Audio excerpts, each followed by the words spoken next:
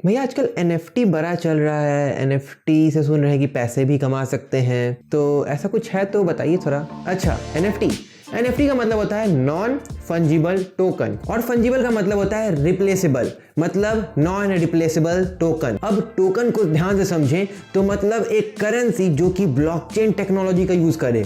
मतलब NFT का मतलब एक ऐसा चीज जो कि ब्लॉकचेन के ऊपर खरीदा बेचा जा सके और उसको रिप्लेस ना किया जा सके। अच्छा, तो NFT मतलब चाहिए क्यों? Why we need NFT? तो देखो, NFT क्यों चाहिए हमें? तो फॉर एग्जाम्पल मान लो कि मेरे पास ये नोटबुक है क्लासमेट का, जो कि 60 रुपए मिलता है। आप मार्केट में से कहीं से भी जाके ये नोटबुक लो, जो कीमत है वो 60 रुपए ही होगी और आपको एंड रिजल्ट बिल्कुल सेम मिलेगा। पर मेरा वाला है यूनिक, मतलब मेरा वाला नोटबुक है यूनिक। क्यों? क्योंकि इसमें लिखे हुए हैं मेरे नोट्स, मेरे स्क्रिप्ट, तो ये बना देता है इसको यूनिक। और इसका ओनरशिप गेन करने के लिए, इसका ओनरशिप रखने के लिए एज अ प्रूफ हम लोग इसका NFT बना सकते हैं। हम लोग मतलब मैं। अब हम लोग इसको NFT बनाएंगे कैसे? बहुत सिंपल है। अब मैं इसको लिस्ट कर दूंगा ब्लॉकचेन पे बाय यूजिंग इथेरियम। इथेरियम का यूज होता है NFT में खरीदने या बेचने के लिए, तो इथेरियम का यूज करके मैंने इस चीज को NFT बना दिया, मतलब इसका एक डिजिटल कॉपी को NFT बना दिया, और वो हो गया अब मेरा। अच्छा भैया, मतलब NFT मतलब नॉन फंजिबल टोकन, और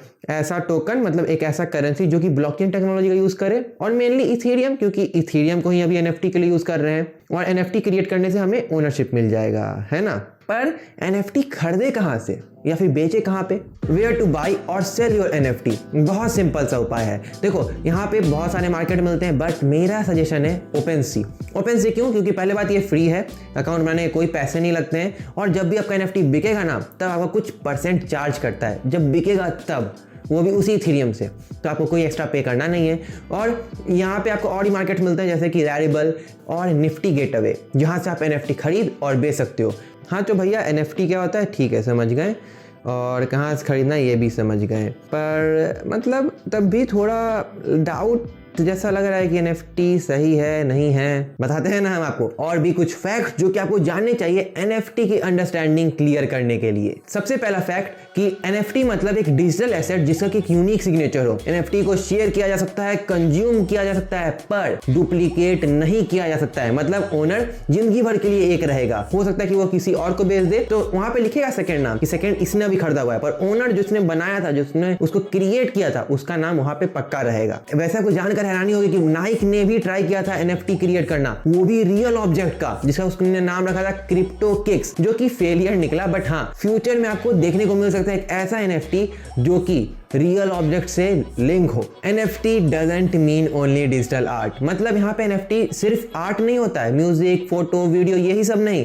टेक्स्ट हो सकता है, ट्वीट हो सकता है, फेसबुक पोस्ट हो सकता है, या फिर कोई डिजिटल लैंड हो सकता है, वर्चुअल प्लॉट हो सकता है, मेटावर्स में एक कोई कैरेक्टर हो सकता है, या फिर अब तो AI या AR का जमाना है, उसका भी कुछ आपको कुछ खरीद सकते हो या फिर बेच सकते हो ब्लॉकचेन टेक्नोलॉजी का यूज करके, तो वो NFT बन सकता है। सिंपल भाषा में NFT किसी का भी क्रिएट हो सकता है अगर वो डिजिटली वैलिड हो, मतलब डिजिटली उसको खरीदा बेचा जा सके। फ्यूचर में भी आपको ये रियल ऑब्जेक्ट्स के साथ भी देखने को मिले। हम सुने थे कि NFT से पैसे भी कमा सकते हैं, इन्वेस्टमेंट का बहुत अच्छा उपाय है, तो इसके बारे में थोड़ा सा बताओ। तो देखो, NFT को इन्वेस्टमेंट के तौर पे किया जा सकता है, करना बहुत आसान है, करना चाहिए मे बी नॉट, मतलब यहाँ पे रिस्क बहुत ज्यादा है, और 99.99% NFT आपके लिए है अनसेफ, अनसिक्योर, हाईली रिस्की। क्यों?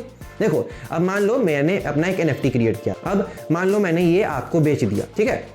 अब मान लो आपने ये चीज खरीद ली, पर आपसे किसी ने खरीदा ही नहीं, तो मुझे तो प्रॉफिट हो गया है। मैंने अपना ये वाला NFT आपको बेच दिया, मतलब ये वाला डिजिटल आर्ट आपको बेच दिया, पर आगे किसी को आप बेच पाओगे तब तो वो प्रॉफिट है आपके लिए, पर नहीं बेच पाओगे तो लॉस है। और NFT जब भी बिकता है ना, तब उसके ऑरिजिनेटर को कुछ % इंटरेस्ट मिलता है या कुछ % चार्जेस मिलता है। जैसे मैंने NFT क्रिएट किया, मैंने आपको बेचा, आपने कुछ पैसे दिए तो कुछ पैसे तो मुझे मिलेंगे, आपने किसी और को बेच दिया तब भी मुझे कुछ पैसे मिलेंगे, उसने किसी और को बेच दिया तब भी मुझे कुछ पैसे मिलेंगे। तो एट द एंड जिसने NFT क्रिएट किया है वो माला माल हो जाता है, अगर NFT बिक रहा है तो, और हाइप मेंटेन है। अच्छा, एक मिनट, NFT में डिजिटल आर्ट भी आता है, तो डाउनलोड और स्क्रीनशॉट मार के भैया लोग काम नहीं चला लेंगे? क्यों खरीदें, क्यों पैसे वेस्ट करें? पूरा फ्लो बेकार कर दिया। देखो अब मैं आपको एक अच्छे एग्जांपल से बताता हूँ। मोनालिसा को जानते हो? हाँ, वही औरत जो उसका की फोटो बहुत फेमस है। तो उसका फोटो आप डाउनलोड कर सकते हो नेट से जी, आराम से कोई भी डाउनलोड कर सकता है। तो डाउनलोड किया मतलब कि वो एक फेक कॉपी हुआ। तो अगर आपने उसको फेक कॉपी को डाउनलोड कर लिया तो क्या उसका वैल्यू कम हो गया? मोनालिसा का वैल्यू कम कैसे होगा? मतलब मेरे पास डुप्लीकेट है, ओरिजिनल तो अपना म्यूजियम में रखा ही हुआ है। तो यही बात है, एनएफटी का जितना डुप्लीकेशन चलेगा या जितना भी एक आर्ट का डुप्लीकेट बनता है, फेक बनता है ना, आर्ट का वैल्यू उतना ज्यादा बढ़ता जाता है और एट द एंड आर्ट हो जाता है बहुत महंगा या फिर बोल सकते हो प्राइसलेस। तो जितना ज्यादा आपका एनएफटी डाउनलोड किया जाएगा, शेयर किया जाएगा, हाइप क्रिएट होगा, उतना ज्यादा आपका एनएफटी पॉपुलर होगा और उसका वैल्यू बढ़ेगा। क्योंकि कलेक्टर्स आर्ट के वैल्यू पे ध्यान देते हैं और वैल्यू बराबर कितना पॉपुलर वो चीज है, कितना उसका कॉपीज बिक रहा है। वैसे आर्ट की कदर इंडिया में कहाँ ही होती है। अरे यार समझ नहीं रहे हो, मतलब मैं अपने बारे में बात कर रहा हूँ, मेरे वीडियोस के बारे में। आर्ट का कदर होता तो तुम लाइक नहीं कर देते या फिर चैनल को सब्सक्राइब किया नहीं ना। हाँ ये बात तो है, पर मैं आपकी कदर करता हूँ और आपके आर्ट की भी। अब मुझे मालूम है कि तुम्हारा मेजॉरिटी ऑफ क्वेश्चंस कवर हो चुका है, पर फिर भी कुछ ऐसे फैक्ट्स हैं जो कि तुमको एनएफटी के बारे में जानना चाहिए, जिससे कि तुम्हारा अंडरस्टैंडिंग जो है वो बिल्कुल पक्का हो सके। तो एनएफटी आर्टिस्ट लोग के लिए एक रेवोल्यूशनरी चीज हो सकता है। क्यों? क्योंकि एनएफटी एक ओपन मार्केट है। पूरी दुनिया में एक आर्टिस्ट का आर्ट दिखने का एक गैलरी है, एक शोकेस, एक एग्जीबिशन है। एनएफटी में ब्लॉकचेन का यूज होता है जो कि फॉर्जरी को बिल्कुल ही जगह नहीं देता है, तो ये बिल्कुल सेफ है। जैसा कि मैंने तुमको बता दिया कि एनएफटी को डाउनलोड शेयर किया जा सकता है बट डुप्लीकेट नहीं, और हर बार एनएफटी के बिकने पे ओरिजिनल क्रिएटर कुछ % चार्ज मिलता है। बीपीज जेपेग नाम का एक एनएफटी था जो कि दुनिया का 3rd मोस्ट एक्सपेंसिव एनएफटी है। इसके बायर मेटाकोविन का कहना है कि भाई ये बहुत सस्ता पड़ा है मुझे। इसका जो रियल वैल्यू है ना वो $1 बिलियन है। $1 बिलियन, यहाँ पे बिलियन में जीरो कितना है पूछ लेंगे कमेंट में तो कोई बताएगा नहीं। Flying rainbow cat with a pop tart body दुनिया का पहला एनएफटी मीम है जो कि खरीदा गया था $600 में। फर्स्ट एवर एनएफटी बिका था 2017 में और इसने इथेरियम की वैल्यू को बूस्ट किया था और इसने ले आया था इसको मेन स्ट्रीम में क्रिप्टो करेंसीज में। पहला जो एनएफटी जो मेनली जो कि हाइप जिसने क्रिएट किया वो है क्रिप्टो पंक्स और क्रिप्टो किटीज, मतलब एक ऐसा एनएफटी जिसे कि आप वर्चुअल कैट पाल सकते हो। अब क्रिप्टो पंक्स के बारे में और एक और खतरनाक बात है, इसको जनरेट किया था लार्वा लैब्स ने। 10,000 क्रिप्टो पंक्स टोटल बेचे थे इसने $44 में 44, पर अभी एक इंडिविजुअल क्रिप्टो पंक का दाम मालूम है कितना है? एवरेज $26,100 और टोटल वैल्यू है $186 मिलियन। इथेरियम का एनएफटी के पहले वैल्यू था $320, पर बस 4 साल रुका, एनएफटी आया और इसका वैल्यू हो गया $1805। देखो कोविड के कारण एनबीए नहीं हो पाया था, पर उसका एनएफटी $200 मिलियन में बिका था जो कि एक वीडियो फाइल था टॉप शॉट का।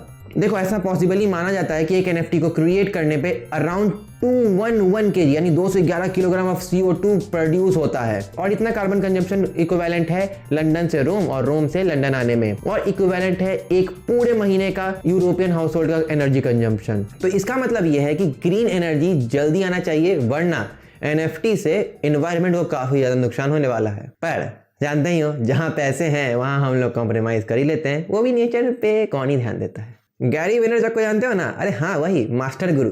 उन्होंने ऐसा कहा है एक इंटरव्यू में कि अब हम एनएफटी के साथ पूरी जिंदगी भर इन्वॉल्व रहेंगे। तो इसका मतलब क्या है? एनएफटी है अनसिक्योर, एनएफटी है अनसेफ, एनएफटी है बहुत रिस्की, एनएफटी है नया टेक्नोलॉजी, पर एट द सेम टाइम ये बहुत वैल्यूएबल है और बहुत प्रीसियस है और फ्यूचरिस्टिक टेक्नोलॉजी है। तो यहाँ पे आप अपना टाइम इन्वेस्ट कर सकते हो। इन्वेस्टमेंट का बात करें तो एनएफटी में अभी इन्वेस्टमेंट के तौर पे मत करना, एक बार ट्राई कर सकते हो, ओपनसी पे जाओ, खरीदो बेचो एनएफटी को, पर मैं सजेस्ट करता हूँ कि एक अपना आर्ट एनएफटी भी बेचो। नहीं क्रिएट करने आता है कोई बात नहीं, गंदा सा फोटो एडिट कर लो, उसको ही अपना आप यहाँ पे लगा दो, शोकेस करो अपने आर्ट को, क्या पता रातों रात आप भी मिलीनियर बन जाओ। और अगर मिलीनियर बन गए तो भाई प्लीज भूलना मत हमको, मतलब 0.1% भी चैनल पे डोनेट कर देना। पर सब कोई मिलीनियर नहीं बन सकता है भाई, पर स्मार्ट सब कोई बन सकता है जो भी यहाँ तक बना हुआ है। क्यों? क्योंकि देखो 99% लोग तो भाग चुके हैं, अब एक आप अकेले बचे हो, सब्सक्राइब कर सकते हो और उन 99 में से बन सकते हो स्मार्ट, और लाइक करने के बाद आपको मिल जाएगा सुपर नेचुरल पावर जिससे कि आपका एनएफटी महंगा बिकेगा। मतलब ऐसा मेरा दुआ है कि आपका एनएफटी महंगा बिके और आप मेरे चैनल को सपोर्ट करो। और एट द एंड मिलते हैं नेक्स्ट वाले वीडियो में।